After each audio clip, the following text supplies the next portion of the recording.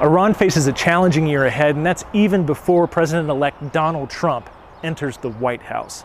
Already we've seen its allies in the so-called axis of resistance. That includes Syria, that includes the Lebanese Shiite militia Hezbollah, and the Palestinian militant group Hamas, basically decimated.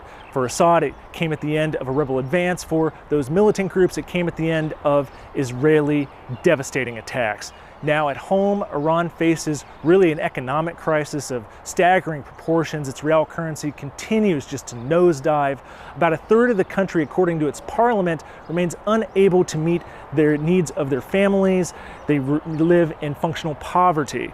And meanwhile, there's still concerns over nationwide protests again erupting in the country. We've seen that over the last few years over economic issues as well as over women's rights, things that still remain a concern for the Iranian public. Now, for the Iranians, they want to negotiate with the West. They still say, even with President-elect Donald Trump's incoming administration, that they want a deal, that they want to try to reach a deal like they did in 2015, the nuclear deal that saw them limit their nuclear program in exchange for the lifting of economic sanctions. But the Iranians are facing a hardened European attitude based off Iran's support of Russia in its war on Ukraine and other issues.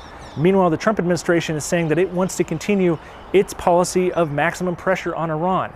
That leaves Iran in a very delicate position moving forward, and these pressures are only going to increase.